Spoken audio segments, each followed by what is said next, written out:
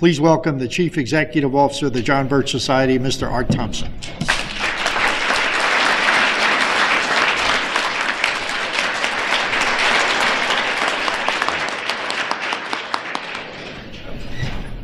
We've really run out of time. I've got a lot of thoughts swimming around in my head that I'd like to talk about. Some things that I would like to have the camera shut off for, so I won't go there.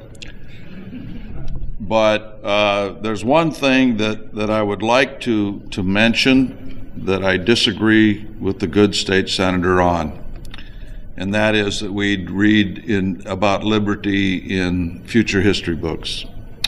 We would not be reading about history in the future history books because we would not be able to read.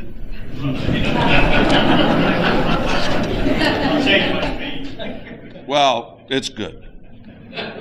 And why I say that is something that I've discussed with a few people today. To be able to read, to communicate orally well, and in the written word is power. Those who mean to be slave masters do not want that kind of power in the hands and minds of the slaves.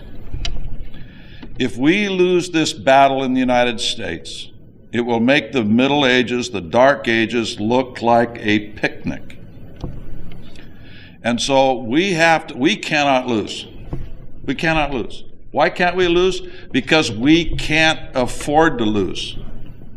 We are not talking about higher taxes. We are not talking about inconveniences, public transportation versus automobiles. We're talking about slavery. It has not been that long ago before our papers and our news and everything else, even as bad as they tried to couch it, of letting us know the price in human life for slavery.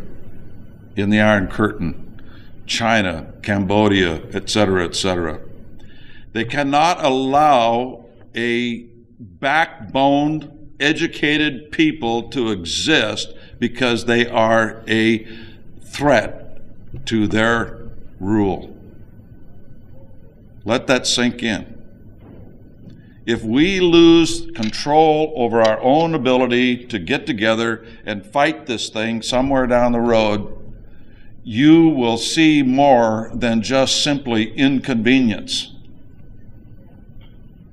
You will see a bloodbath that will make your head swim, and there hasn't been anything like that in this country since the Civil War, or whatever other war you want to call it. And so we have to win this thing, and we're not fighting new things here. The things that we're fighting are the same things that even we saw in Robin Hood. What was the opening part of Robin Hood? It was where the guy was caught killing a deer in where? The King's Forest. What do we call the King's Forest today? Wetlands, national forests, etc., etc., etc. And how did those knights get there to the King's Forest to capture this guy? They rode on the King's Highway, which only the king and his minions could use. And what was that King's Highway for? Troop movements. If you think that this corridor is for trade, you really haven't studied history. No national government or international government has ever built a highway for trade. Never. They're called Autobahns in Germany. They're built for moving troops. Don't ever forget that. Because if you think it's for trade, then I've got a big question for you. When that trade destroys the economic basis of the United States to where the average citizen could no longer purchase anything because his job is gone, because it's been exported to all those cheap goods he's been buying for years, and suddenly he hasn't got a job to buy those cheap goods anymore, then what good is that concrete? What is it going to be used for?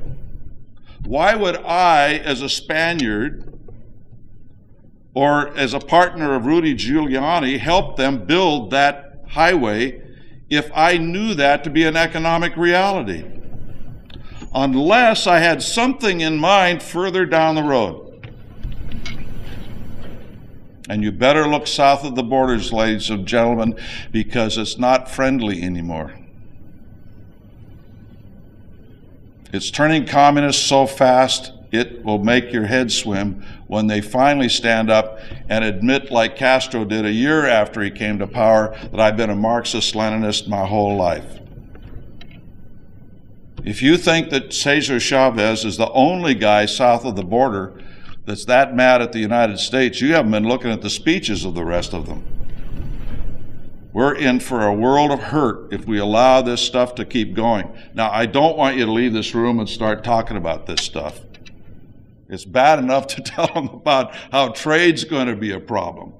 But going this far, we can go this far in this room because we understand certain things. We can extend the lines. We can see that this has to be the result down the road. The average citizen can't do that. Let's go back to my original point. Why is being able to read power? How can you read the Constitution and understand it if you can't read? They can change the law anytime they want to because you couldn't read the first one. So how are you going to read the second one? Reading and writing is power. If the government of this country in its various locales really wanted to solve the problem of reading and writing in the schools, don't you think they could have done that by now? Don't you think they could have solved 50% dropout rates of males in major cities in this country by now? Unless they had a reason to allow it to exist, because reading and writing is power. The ability to communicate intellectually is power. So this is a message for homeschooling and private schooling, etc. That's all I wanted to say. There's a lot of other stuff that I'd love to say, but I think we're running out of time, and I think I'll let it go at that. We're going to have a wonderful evening, and I want to thank you all for coming. A lot of this is really depressing, isn't it? But like the good state senator said, there is hope. Believe me, there's a wave that's starting to roll across this country.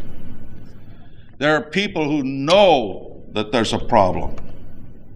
We don't have to tell them there's a problem anymore. They know it. They may not be able to articulate it. And the worst part of it is they don't know what to do about it, even if they know. So our job becomes what? To let them know there's hope. To let them know there's something they can do and come and join us and get it done. And we can do it.